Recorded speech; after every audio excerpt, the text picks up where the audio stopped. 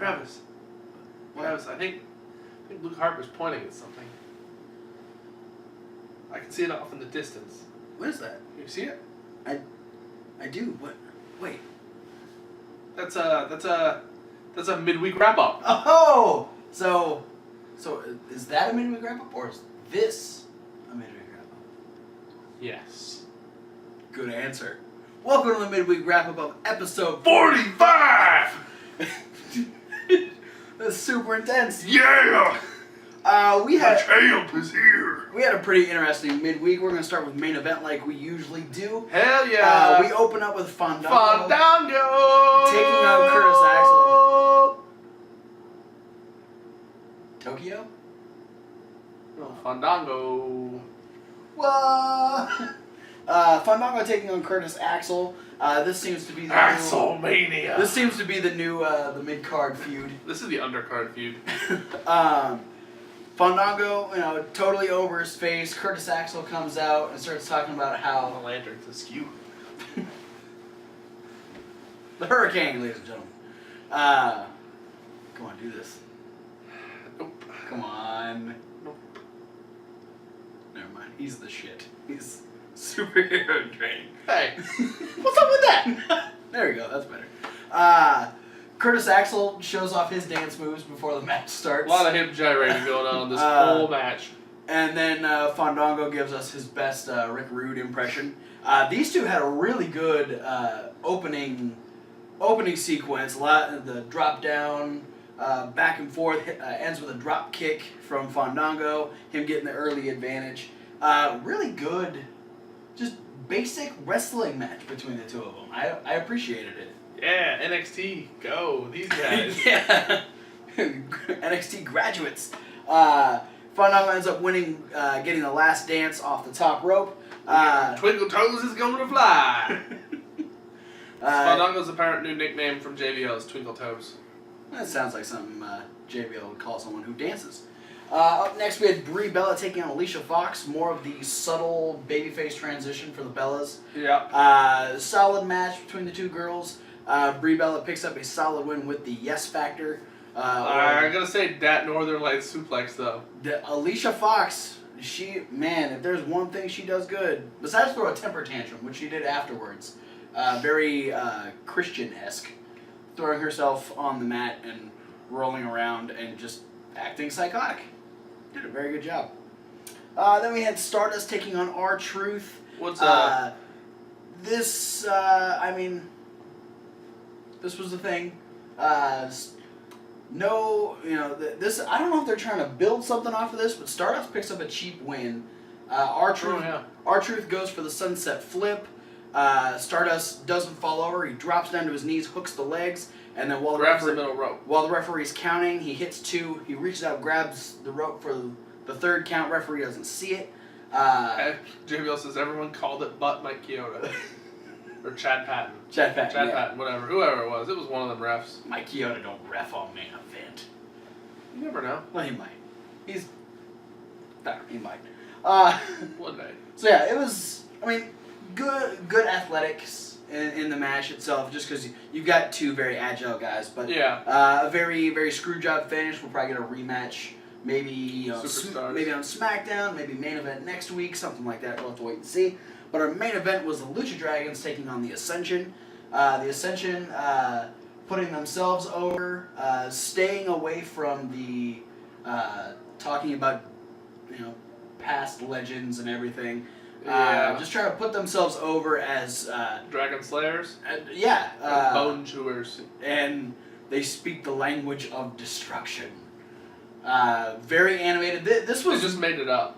This was more so the kind of stuff they were doing on NXT, like just these overly colorful promos. Rather than trying to make themselves seem larger than life legends, they were just being a destructive team. And they said that they were going to destroy the Lucha Dragons and gnaw on their bones. Didn't quite work out that way. No. Even though they were in the driver's seat quite a bit during the match. This match is one of the Ascension's best matches since getting up to the main roster. They're starting to they're finding their spot now that they've, dumped away a lot of that garbage that they were given with their initial run. I think they're starting to establish themselves as a real tag team, and they're not trying to, put themselves over more than is necessary. And putting them on the level of the Lucha Dragons is great, because the Lucha Dragons are a new up and coming team on the main roster as well. Lucha Dragons end up picking up the win. Sin Cara does the dive through Kalisto's legs onto Connor on the outside. Victor attempts to suplex. I think it was a German suplex on. Or no. No, he's trying to vertical suplex Kalisto back in. Oh, that's right. Yeah. Right, yeah. Flipped over, and then they did a little exchange. Yeah, Kalisto went up the ropes. And Kalisto, Selena Del Sold him. Yeah, Kalisto hits the Selena Del Sol, and the Lucha Dragons pick up the I'm going to say spot of the match goes to Kalisto's little baby Rana. That put Victor directly on his triangle. He left his triangle on the mat. Left some triangle on the apron or on the canvas. And switching from Lucha Dragons, we're going to go into Lucha Underground. And talk about a hell of a Lucha Underground. Man. What a show. We start out with Sexy Star versus Pentagon Jr. Well, first we found out that Black Lotus isn't ready to come. He doesn't like it. And a little movie trailer thing. It's trying to build up Black Lotus. She's still not ready because she can't beat her Lucha Master. But then Sexy Star versus Pentagon Jr. So I'm talking about the match. It's the only thing that matters. Stemming off of the dysfunctional team that they were put in a couple weeks ago for the Trios tournament. Yeah, the two of them with Superfly. And then the Superfly getting attacked post the Mask versus Mask match. And then trying to attack the ring announcer. Melissa Santos. Last week, Sexy Stars finally had enough of Pentagon Jr.'s antics. She ain't putting up his shit anymore. And they had a match, and she chopped the crap out of Pentagon. Yeah, he had the burst blood vessels. You could see it just under the shirt on right next to his left shoulder. Yeah, it was pretty gnarly. They definitely didn't hold anything back for this match. No, very hard hitting. The powerbomb to double knees twice. Yeah. From Pentagon to Sexy Star. AKA Project Champa. Yeah, didn't quite finish the job though. No. She ended up hitting him with a huge backcracker to finish the thing. Yeah. All the momentum in the world. Yeah. And it did the job. It was almost like he was just about to kick out too. He still had a little bit left in him, but couldn't get the shoulder up in time. Sexy Star gets the win, and that made Melissa super happy. Yeah, she was sitting there rooting at ringside. You could hear her multiple times. Yeah, and she had a lot more gusto in her voice. Yeah, she was very excited that Sexy Star picked up the win. And then we have a little backstage segment where issues are starting to build between Alberto and Johnny Mundo. Yeah, Johnny Mundo is doing some sort of wacky looking workout. One arm, man, they do one arm pull up, one leg balancing on one leg while raising a dumbbell. All sorts of weird fucking. He's just practicing. Johnny Mundo, man. Wants to hit the most powerful Superman pose in the world. He's doing a good job. Yeah, it's one day I'm really just gonna. Alberto just bringing up the fact that is very much a Vince McMahon line, saying he's always trying to grasp the brass ring, and it's just out of his reach. And Mundo's like, "Do you have a problem with me, or what's going on here?" And he goes, "No, you're one of the reasons I came to Lucha Underground. This is awesome." And it's just Alberto walks away, just what the fuck was his problem? Yeah, Johnny Mundo has a little bit of a temper on him. Well, he's always quick to get in people's faces. Yeah. Well, gotta be cool with Johnny Mundo. I guess. If you're not cool, Johnny Mundo's gonna kick you in the face after doing 4 flips, because that's what he does. It's true. Actually, that's what just about everyone Lucha Underground does. 800 flips and 1 kick to the face. Match is over. But speaking of matches, this is, oh my, I can't even put into words. If you can't put into words, I'll try. Do it. I'll try. The Trios Championship match. Oh my God. A 3 Trios elimination match The Tejano, King Cuerno, and Cage on one corner. Big Rick, the Mac, and Killshot in another corner. And then the dysfunctional team of Son of Havoc, Ivelisse, and Angelico in the third corner. These guys started out hot and heavy already. Killshot, Angelico, and Cage started the match. Yeah, a lot of them got a double team, take down the Beast. Triple threat, three people in the ring all at the same time, and you can tag out to any member of your team. Yeah, your team only. As long as there's one member from each team no in the outlaw ring. rules going on. And it started out with a lot of like Angelico and Killshot were trying to isolate and take out Cage. Yes. Because Cage is still looked at as one of the most dangerous guys in Lucha Underground. Yeah, they were. One thing that you said, Matt Stryker, or no, Vampiro called, saying that the actual team was Tejano and King Cuerno, and Cage is the insurance policy. Yeah, I liked that theory because really Cage's only time in the ring was this beginning moment. And they isolated him, they got him out of the way, but I mean, just as fast as they knocked him out of the ring, he came back in, hit him with a double clothesline. Yeah, knocked them both for a loop. The double stalling suplex. Tried double stalling suplex. They started to tip too much, but no one got hurt, which was awesome. It had like a weird like twisting motion where like Angelico actually legs. Yeah, and Angelico actually like fell on Killshot. They like crisscrossed out of the suplex there. But yeah, from here on out, Cuerno and Tejano pretty much run the whole match. Yes. They run roughshod on everybody. Big Rick comes in. He even gets kind of ran through by Cage at one point. Yes. Cage doing the big slam onto Big Rick. This is the biggest guy Rick's gone against since being in Lucha Underground. So it was interesting seeing Big Rick being thrown around the ring. Yeah. And then we get the awesome double hot tag. Yeah. Son of Havoc and the Mac both getting hot tags, coming in doing clothesline. Mac does the big Willie slam. Son of Havoc does a little corner spot. And they both dive to the outside. Well, Willie did. Son of Havoc got stopped. Oh right, yeah. And then Ivelisse decided she was going to pick up the slack and hit King Cuerno on the outside, and ended up messing up her leg. Yeah. When she hit the ground, when she hit a seated senton. Ended up messing up her leg, and she's pretty much out for the whole rest of the match. Yeah, she from this point on, up until a certain point, she's not able to do much. She's out on the outside. This is about where our first elimination comes. We get Tejano gets shoved into Daivari. We're not sure what we're calling him yet. He's still sitting ringside. Tejano gets shoved into him. He spills beer all over himself. Which pisses him off. He is pissed. He takes his jacket off. He beats the fuck out of Tejano. And he posts him, he spins him around, and he just starts bitch slapping him back and forth. Tells the it's crowd. Like Ren and Stimpy shit. Tells the crowd to move. Tosses him into the rows of chairs. Which are all zip-tied together. Yeah, they all just fell down together. Tejano ends up getting back in the ring and gets hit with a double stomp by Killshot. Killshot eliminating the team of Cage, Tejano, and Cuerno. Yeah, so the favorite team going into this is the first eliminated. Yeah. So now we've got, and at this point it's essentially 3-on-2 because Ivelisse is unable to get back on the ring. Yeah. So Son of Havoc and Angelico are going at this by themselves.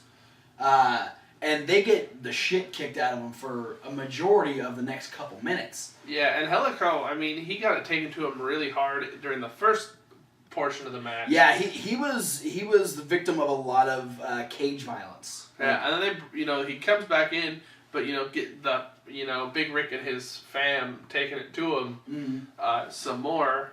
We kind of get another hot spot from Son of Havoc coming in, and he's getting ready to get a reverse Rana off the top from Killshot. Yeah. And he's able to, he holds onto the turnbuckle, so Killshot basically moonsaults the mat, and then he looks like he's about to, moonsault onto Killshot, and Ivelisse, the first thing she does since getting taken out of the match because of her injury, yeah. she climbs up the ropes and jumps onto both the Mac and Big Rick. Doesn't do any damage at this point. Yeah, but Son of Havoc is able to jump on to Killshot and then dive. Well, he hits the reverse Rana on Killshot.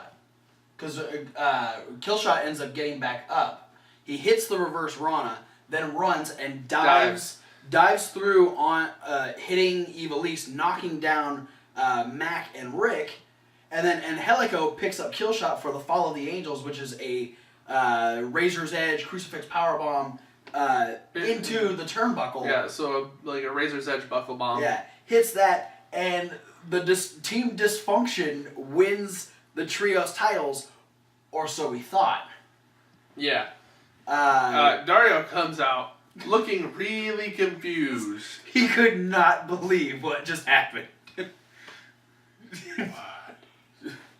Congratulations.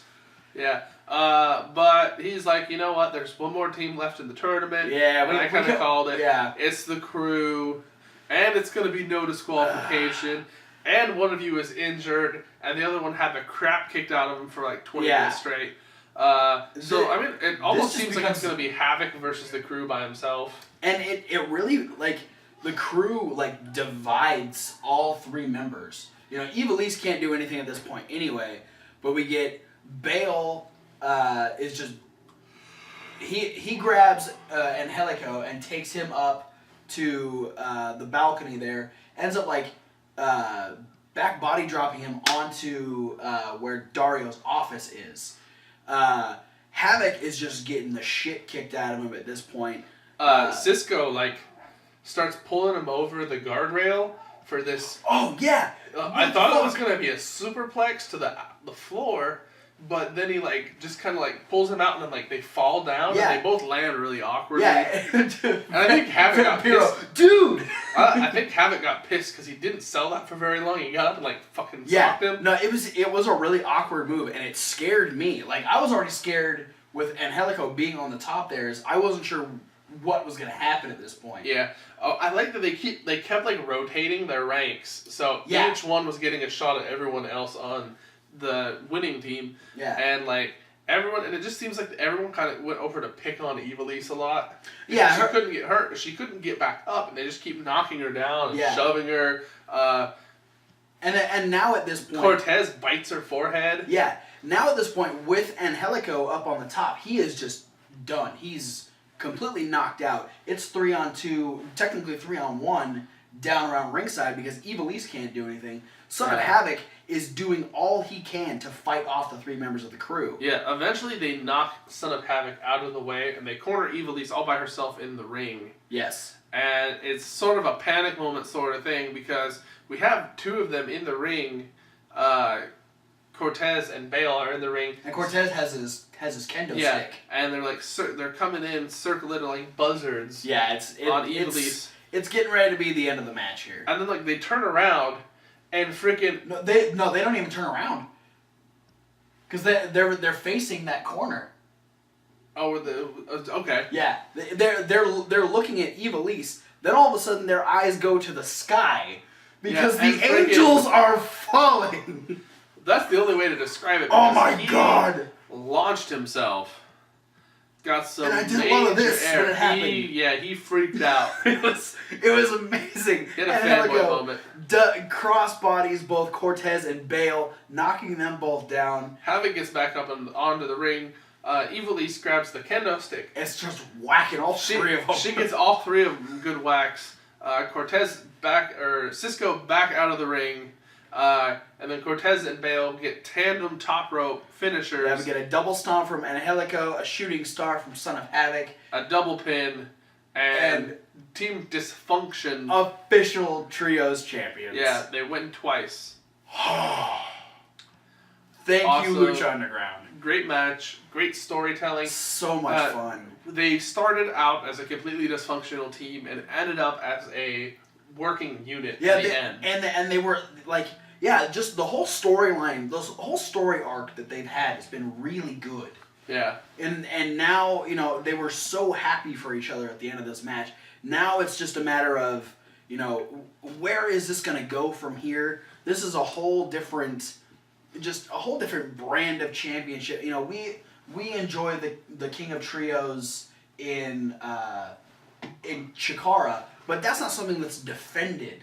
That's you know, that's a yearly event. This is something we're gonna get on a regular basis here in Lucha Underground, and that's gonna be exciting. Very much so.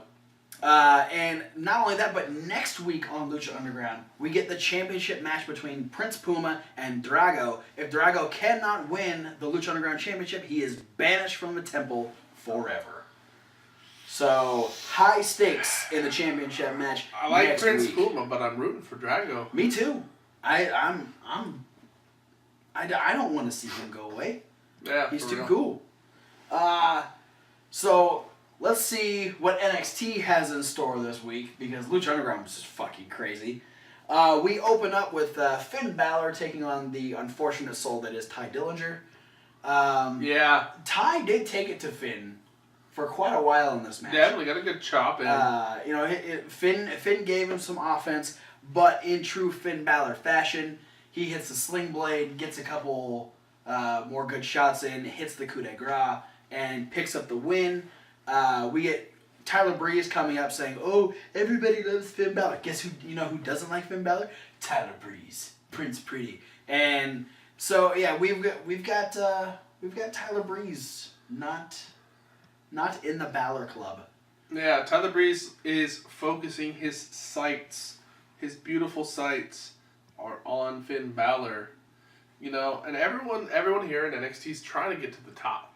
Oh, of course. And in order to get to the top, you have to step on everyone else.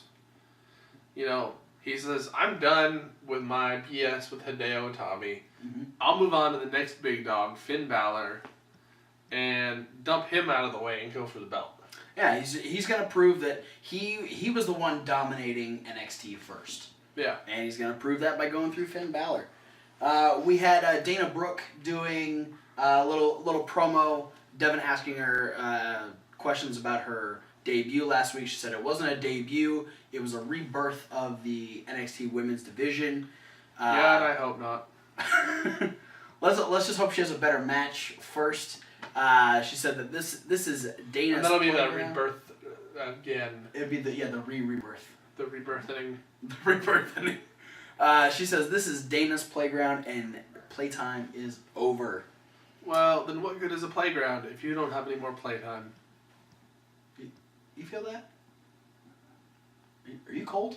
It's a bit of a draft coming through. A bit of a draft. Apparently there was a draft during Kevin Owens' promo. Devin trying to ask him questions about his match against Alex Riley.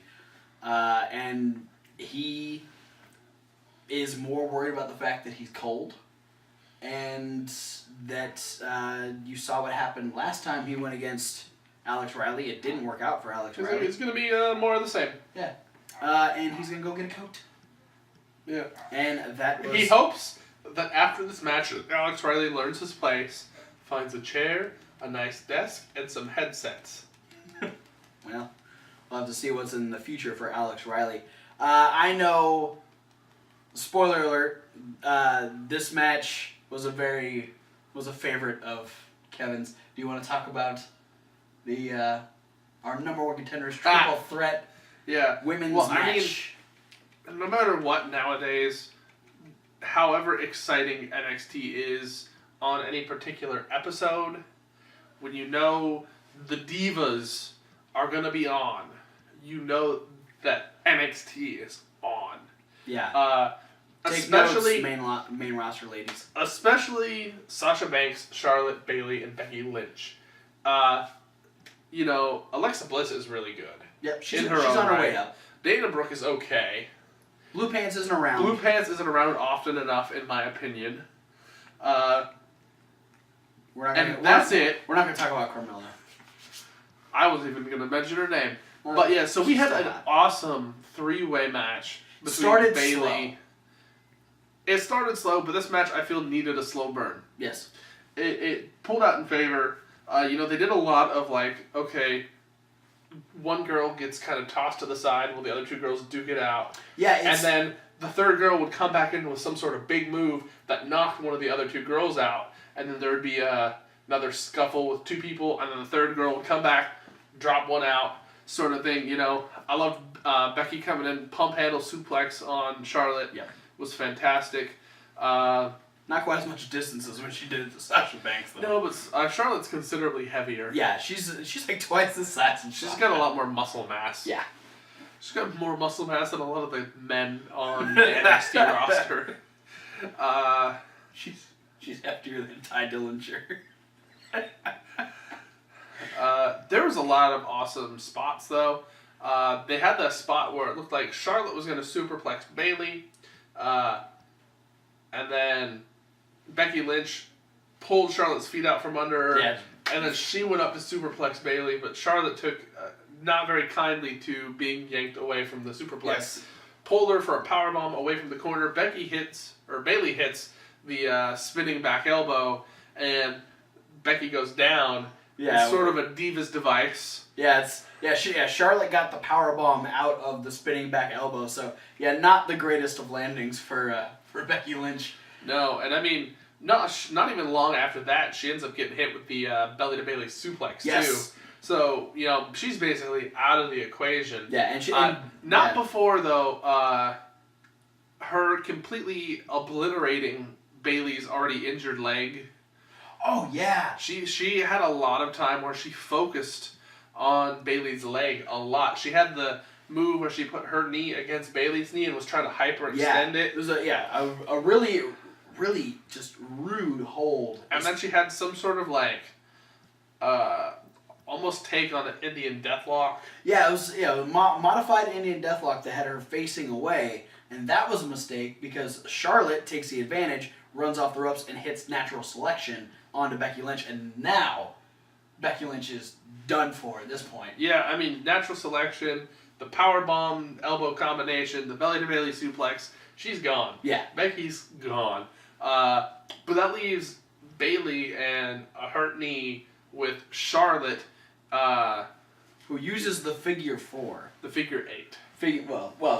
First she used the figure 4, then she used the figure 8. Yeah, so she's got this bridging figure 4 leg lock in on Bayley, so tight, cinched in, and Bayley has nowhere to go. She's already got to the ropes once. Charlotte pulls her right back to the center of the ring. Yep. And then Becky Lynch crawls over and puts her arm across Bayley, and the ref counts 3. While the figure 8 is still in. He was so happy. It was about my Angelico dive moment. He was so that's the thing. I saw her crawling towards her, and before she even does it, I'm like, pin her, her shoulders are down. And she did. She listened to me through the TV. It's freaking 3 months ago. And got an arm across Bayley's shoulders. Gets the 1, 2, 3. Becky Lynch is the new number 1 contenders for the NXT Women's Championship. Yeah, and we already have tensions rising between her and Sasha. Sasha comes and sees her in the locker room talking about how she made Becky Lynch, and Becky goes, "No, I made me, and you can bet your ass I'm going to be the next NXT Women's Champion." Yeah. And Sasha doesn't like that very much. Sasha makes fun of her accent, but that's about all she's got. Yeah, that's about the only negative thing she could say about Becky in that particular segment. Our next match, we had what should be, and unfortunately probably will be, the last we'll see of CJ Parker in NXT. He would face Hideo Itami. It's as much as we ragged on CJ Parker a lot, he is a great talent. And so hopefully he can, gain some more momentum on the indies, kind of really, carve his niche in wrestling and get another shot at the big time in WWE. I think whatever they need to do, they need to bring him back, repackage him, get rid of the dreadlocks. Yeah. Maybe go with a different name. Yeah. Something... And not a hippie unconventional, yet normal at the same time. Something like Juice Robinson.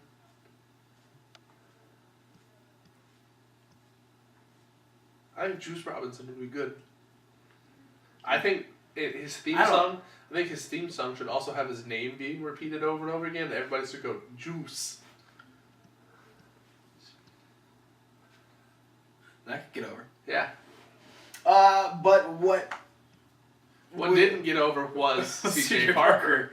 C.J. Parker, unfortunately, What did get over? Hideo Itami. Hideo Itami's shotgun kick, apparently is what they're calling it. He hits C.J. Parker with that very emphatically, and C.J. Parker loses to Hideo Itami. Then we had Rhino destroy a young man. We couldn't get Justin Gabriel back for this match. Yeah, that's all it was. He had like the freaking forearm thingies. He had tattoos. He had the emo haircut. And that was that. He was a little shorter and not as skinny. Yeah, yeah. It was like Justin Gabriel's cousin. Rhino just, 3 moves. I think was all it was. And then we had you talk about the Dubstep Cowboys singing to Carmella. Yeah, they were singing or trying to sing to Carmella, and just kind of a real awkward segment because then Enzo and Cass walk in as they're walking out, and they're like, "Yeah, what's going on? These guys are stupid. They're trying to sing. They suck." And pointing out that she's wearing the jewelry they bought her a couple weeks ago. No, that ain't real jewelry. They bought that in the middle of the mall. So that was the thing. It was the thing. Yeah. And then we had our main event. It was Kevin Owens taking on Alex Riley. It was Kevin Owens eating Alex Riley for dinner. It was very much... okay, I'll say Alex Riley got a little bit more offense than he did in their first match. Maybe. And he looked all right, but I mean, it's Kevin Owens. You're gonna get hit with that pop-up powerbomb. You're done. Just stop. Yeah, Kevin Owens dominated a lot of the match. Yeah, Alex Riley has a comeback. Yeah, right at the end of the comeback, he gets corner clothesline, corner cannonball, pop-up powerbomb. And done. The end. And then Kevin Owens looks to continue the destruction on the outside, but he is stopped by Sami Zayn. They start brawling all over the place. We get referees, we get wrestlers, we get agents all out there trying to just break them up. Sami finds his way on the other side of the ring, gets in the ring, and decides, okay, well, if I can't get through the crowd, I'll jump on the crowd, and does a swanton off the top rope to the entire group that's holding back Kevin Owens, just destroying everyone at this point. Yeah. And, Sami and Kevin Owens goes into retreat mode for the first time since he's been on NXT. He was not messing with Sami at this point. He's done. Sami's got the fire lit under his ass, and he's ready to take the title off of Kevin Owens and probably beat Kevin Owens' face in the process. And I'm looking forward to it because that's going to be a fucking awesome match. Because the first one, I'm censoring myself. Fucking awesome match. But that was it for NXT. That is it for this midweek fucking wrap up. Don't forget to like, favorite, subscribe. Click all those fucking links down at the bottom. Instagram. Do we have Instagram yet? I do. He's got Instagram. We should eventually collaborate on a big Instagram account for all of us. We can probably do that. Twitter, Tumblr, email. There's 2 email addresses down there. One of them goes directly to me. Yeah. One of them goes to everybody. Yeah, go figure. And Reddit. Yes. Comment what you thought about the midweek wrap up. What was your favorite match? Talk about the trios tag match. Holy shit. Yeah. Talk about Angelico's dive off of Dario's office. Woohoo! I'm gonna find a GIF and I'm gonna post it on the Facebook, so you should follow the Facebook so you can watch him dive again and again and again. Yeah, and check out the playlist. Other things we got. We've already got the Raw review up. There's going to be news about them independents. There's going to be a SmackDown rundown. And we've got a sort of up in the air idea about Fantasy Warfare. And there will be Extreme Rules predictions coming this Saturday. Extreme fucking Rules. And we'll see you pick a video. Russian or fucking chain match. Can we end this segment now? Alright. Click a fucking video.